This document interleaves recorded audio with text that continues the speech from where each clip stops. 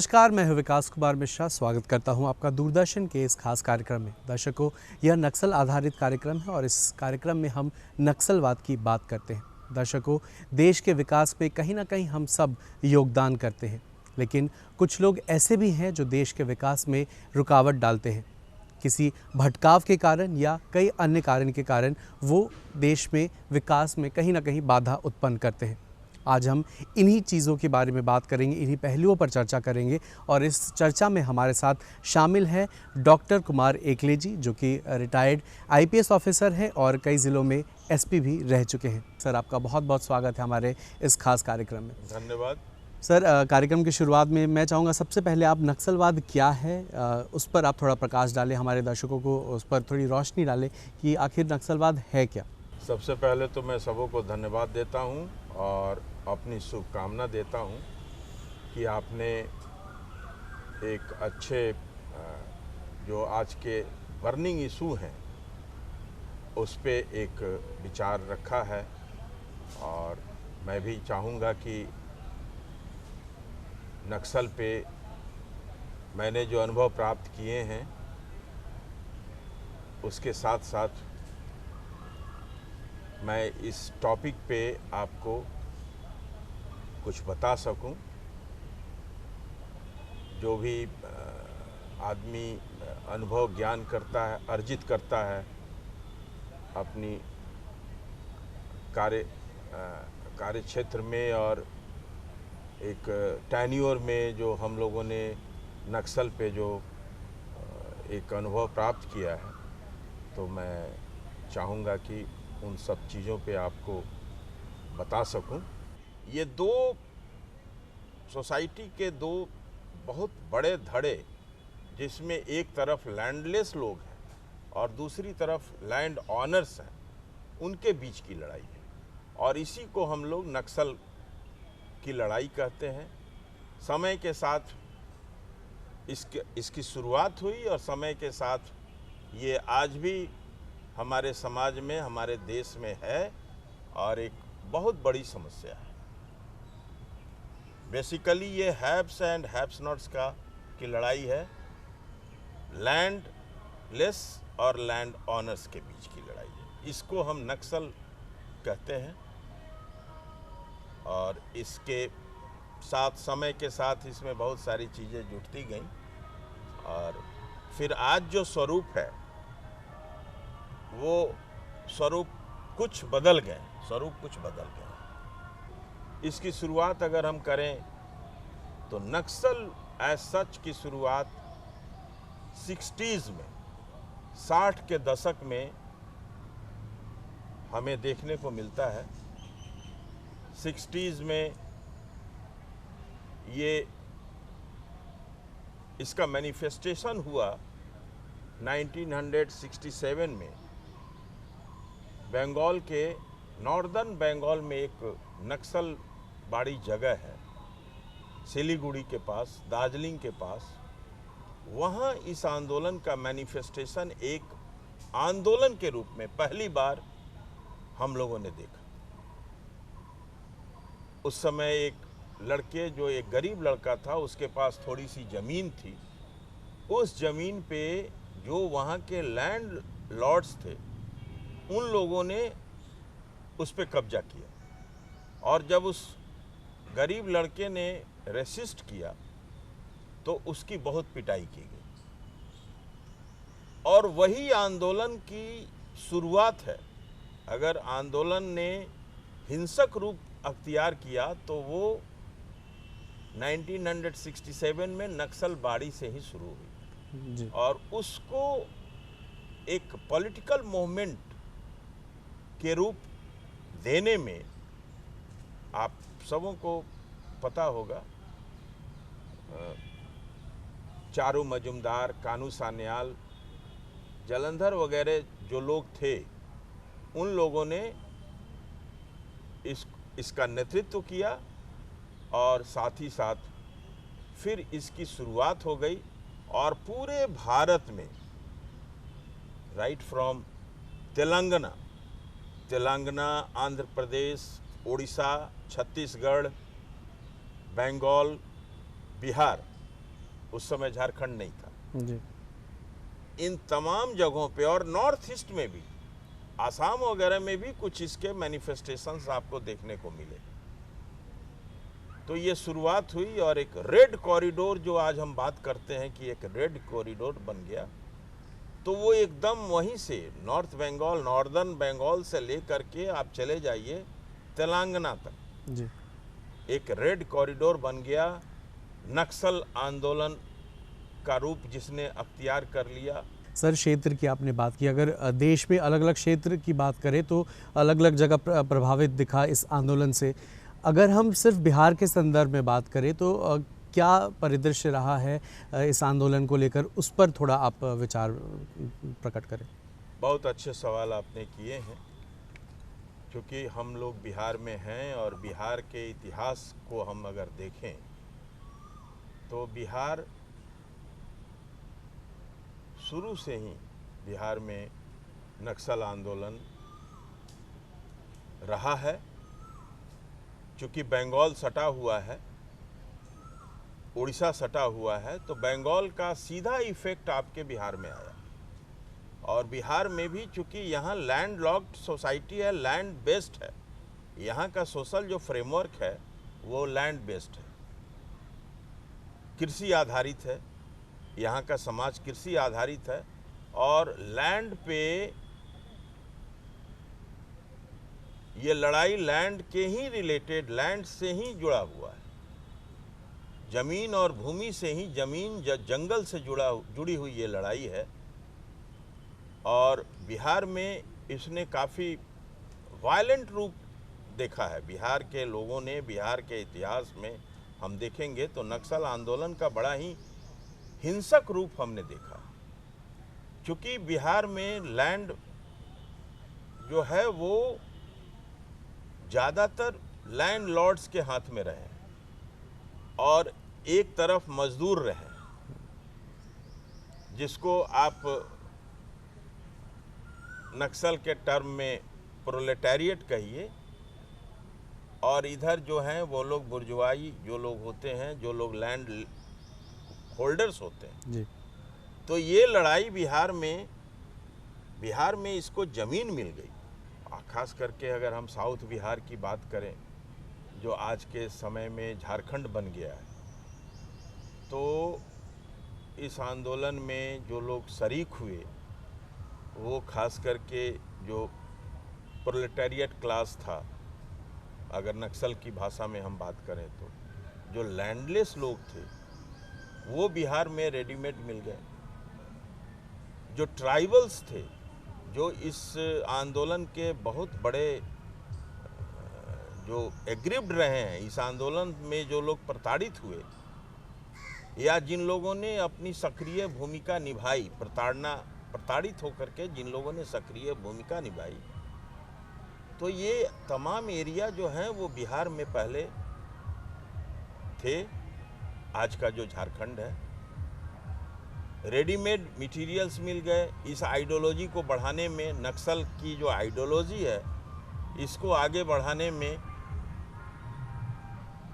यहाँ की जल, जमीन, जंगल, ये बहुत बड़ा कैटलिस्ट का काम किया और ये आंदोलन बड़ा ही उग्र रूप धारण किया बिहार में। तो इसका इतिहास है कि बिहार में ये काफ़ी उग्र रूप धारण किया।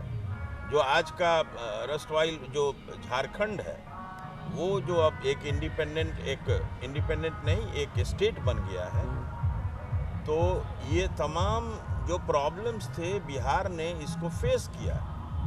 और आज भी नक्सल हैं एरियाज, हालांकि थैंक्स टू सरकार, जो हमारी गवर्नमेंट है, जो राज्य सरकार है, भारत सरकार है, उन लोगों का जो काम चल रहा है, जो कल्याणकारी कार्य हो रहे हैं, इससे बिहार में नक्सल पर काफ़ी अंकुश लगाए गए, काफ़ी अंकुश लगे। सर, योजनाओं की आपने बात की, सरकार की योजनाओं पे हम बात करेंगे और कई लोग ऐसे हैं जो मुख्यधारा में वापस लौटना चाहते हैं, उस पर भी हम चर्चा करें। लेकिन हम चाहेंगे सबसे पहले आप हमारे दर्शकों को बताएं कि जो फंड, कोई भी आंदोलन, उसके लिए फ़ंड की आवश्यकता पड़ती है, तो इसकी फंडिंग कैसे होती है, कहाँ से होती है, इसके बारे में आप थोड़ा बताएं। हाँ, ये फंडिंग जो है इस ऑर्गेनाइजेशन को, इस आंदोलन को फंडिंग जो है इसके बहुत सारे स्रोत हैं। एक तो नेचुरल स्रोत है, जैसे जिन एरियाज़ में ये आंदोलन अभी है वहाँ पे नेचुरल रिसोर्सेस हैं। आपके जितने खनिज हैं, पहाड़, जंगल और ज़मीन, ये रेडीमेड नक्सल आंदोलन के से जुड़े हुए लोगों को मिल रहा है। खनिज जो है आपने देखा है कि झारखंड में खनिज जो है, खनिज संपदा बहुत ज़्यादा है, तो उससे भी उन लोगों को फंडिंग होती है। अब जिस रूप में हो, जैसे हो, लेवी वसूलते हैं वो लोग, डायरेक्ट फंडिंग उसकी खुदाई भी करते हैं और लेवी भी वसूलते हैं। तो एक तो फंडिंग उससे हो रही है लोगों को। दूसरे जो जंगल हैं, जंगल में जो चीज़ें हैं, जो स्रोत है आय का, उसमें भी उनको अपनी हिस्सेदारी मिल जाती है। इसके अलावे बाहर से भी उनकी फंडिंग हो रही है।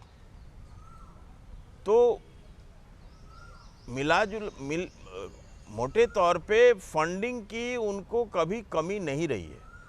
और इधर तो ये देखा गया कि उन लोगों ने लोगों पर लेवी वसूलना शुरू कर दिया और बड़े पैमाने पे उनके इनकम का जो सबसे बड़ा स्रोत है वो लेवी है। बड़े बड़े सेठ, साहूकार, बिजनेसमैन, ठेकेदार, जो लोग जंगल से जुड़े हुए हैं, जो लोग खनिज संपदा से जुड़े हुए हैं, उनसे वो लेवी वसूलते हैं। ये तो एक फंडिंग का एक अलग स्रोत है ही है। इसके अलावे बाहर से भी उनको फंडिंग मिल रही है। बाहर के तत्व जो हैं, आप इसको जिस रूप में लें, हम लोग को ये प्रमाण मिले हैं कि बाहर के लोगों के द्वारा भी उनको फंडिंग, जो देश के दुश्मन हैं, जो समाज के दुश्मन हैं, देश के दुश्मन हैं, उनके द्वारा उन लोगों को फंडिंग की जा रही है, की जाती रही है। तो पैसे की कमी नहीं है उन लोगों को और इसीलिए आंदोलन उनका अभी चल रहा है। वैसे अब सरकार की जो नीतियां आई हैं, तो उनके आंदोलन का जो क्षेत्र है वो बहुत सिमट गया है। उनके आंदोलन में जो पैसे की फंडिंग होती थी उस पे भी सरकार ने अंकुश लगाया है।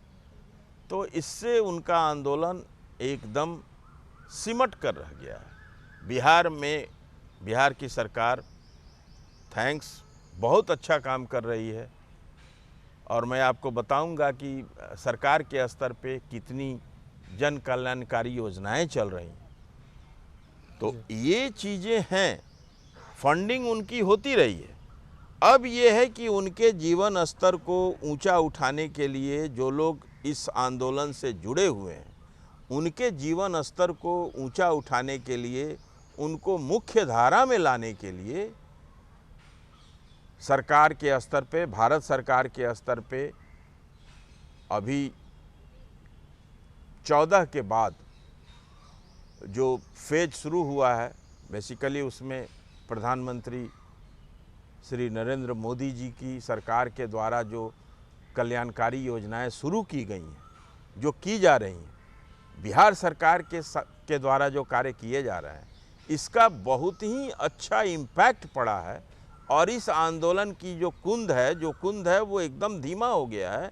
इसके कार्य क्षेत्र एकदम सिमट कर रह गए हैं। सर, सरकार की योजनाओं की बात की आपने। जो लोग मुख्य धारा में वापस आना चाहते हैं, तो वो किस तरह से सरकार उनकी मदद करती है? जो सरकार की योजनाएं हैं वो क्या क्या हैं, उस पर आप थोड़ा प्रकाश डालें। बहुत अच्छा सवाल आपने किया। ये अभी सरकार की योजना, भारत सरकार और राज्य सरकार के स्तर पे काफ़ी योजनाएं चलाई जा रही हैं। मैं अगर याद करूं तो मनमोहन सिंह की सरकार और मनमोहन सिंह साहब ने, तब के प्रधानमंत्री साहब ने कहा था कि भारत की सबसे बड़ी समस्या इंटरनल लेवल पे नक्सल है। ये मनमोहन सिंह सरकार का एक परसेप्शन शुरू था कि सबसे बड़ी समस्या हिंदुस्तान में अगर है तो वो नक्सलिज्म है। बहुत बड़ा खतरा है नक्सलिज्म हिंदुस्तान के लिए। तो सरकार के स्तर पे कुछ योजनाओं की शुरुआत की गई। इसमें नेशनल इंटीग्रेटेड प्रोग्राम शुरू हुए, एक 2009 में और एक 2015 में।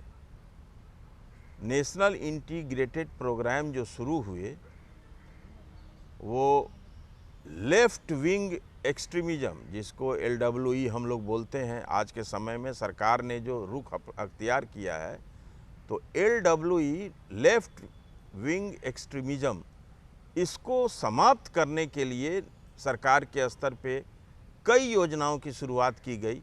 तो अगर हम शुरू करें तो नेशनल इंटीग्रेटेड प्रोग्राम जो 2009 में शुरू हुआ, फिर उसके बाद 2015 में भी नेशनल इंटीग्रेटेड प्रोग्राम शुरू हुए और एक SRE सिक्योरिटी रिलेटेड एक्सपेंसेस एक फंड बनाया गया भारत सरकार के स्तर पर, और उस फंड से सभी सरकारों को जहाँ भी नक्सलिज्म है, नक्सल आंदोलन है, वहाँ पे ये फंड दिए गए सरकार को, और सरकार के स्तर पर जो बेनिफिशियरी थे उन तक, जो मुख्य रूप से जो नक्सल बेनिफिशियरी थे, उन लोगों तक ये फंड पहुंचाया गया। SRE के रूप में, सिक्योरिटी रिलेटेड एक्सपेंस के रूप में काफ़ी बढ़िया उसका इम्पैक्ट पड़ा, काफ़ी अच्छा इम्पैक्ट पड़ा। और फिर अभी आपने सुना होगा एक समाधान करके आया है जी। एक प्रोग्राम आया है सरकार के स्तर पर, होम मिनिस्ट्री के स्तर पे, थैंक्स टू अमित शाह जी जो अभी सरकार हमारी काम कर रही है। तो समाधान में एक बड़ा ही कॉम्प्रिहेंसिव नक्सल से रिलेटेड जो भी लोग हैं, जो इस आंदोलन से जुड़े हुए हैं या जो लोग इससे इफ़ेक्ट कर रहे हैं, उनके लिए समाधान करके एक बड़ा सा कॉम्प्रिहेंसिव प्रोग्राम सरकार के स्तर पर आया है। आपने सुना होगा बहुत सारे जो पारामिलिट्री फोर्सेस जो लगे हुए हैं वो सब ट्राइबल एरियाज़ में काम कर रहे हैं। वो सिर्फ नक्सल लोगों के पीछे नहीं दौड़ रहे हैं, उनको एलिमिनेट नहीं कर रहे हैं, उनको मेन स्ट्रीम में लाने के लिए काफ़ी योजनाएं उनके माध्यम से की जा रही हैं। जो थैंक्स टू पारामिलिट्री फोर्सेस, उन लोगों ने भी काफ़ी अच्छा काम किया है और वो लोग कर रहे हैं। आपके ट्राइबल एरियाज़ में बहुत सारे प्रोग्राम्स चलाए जा रहे हैं जिसका असर पड़ रहा है कि अब जो है ये नक्सल आंदोलन अब बहुत कम जिलों में सिमट कर रह गया है और सारे लोग मेन स्ट्रीम में आ रहे हैं। एक और सरकार का प्रोग्राम है रिहैबिलिटेट करने का। जो लोग नक्सल रहे हैं उनको सरकार ने एक प्रोग्राम बनाया है रिहैबिलिटेट करने का, उनको लाया गया है, उनको ये कहा जा रहा है कि आप मेन स्ट्रीम में आइए, आप एक सामान्य जीवन जीने का प्रयास करिए, और सरकार के स्तर पर उनको ज़मीन दी जा रही है, उनके रहन सहन के लिए पैसा दिया जा रहा है, रिहैबिलिटेट किया जा रहा है। वो एक पुनरुद्धार कहिए, उनको रिहैबिलिटेट किया जा रहा है। सभी जिलों में आपके बहुत सारे नक्सल्स लोगों ने सरेंडर किया है, आर्म्स के साथ सरेंडर किया है और वो मुख्य धारा में जुड़े हैं। लेकिन एक चीज़ जो मैं आपको ये तो बड़ा विस्तृत टॉपिक है, इसको सम अप करना है, समय की भी मांग है, समय कम है। सरकार के स्तर पे काफ़ी योजनाएं चलाई जा रही हैं जो उन तक पहुंच रहे हैं, ट्राइबल्स एरियाज़ में बेसिकली पहुंच रहे हैं। लेकिन अभी भी जिस गति से उन योजनाओं को अंतिम व्यक्ति तक, अंतिम जो एफेक्टेड लोग हैं उन तक पहुंचाने में सरकार को उसकी मशीनरी को काम करना होगा।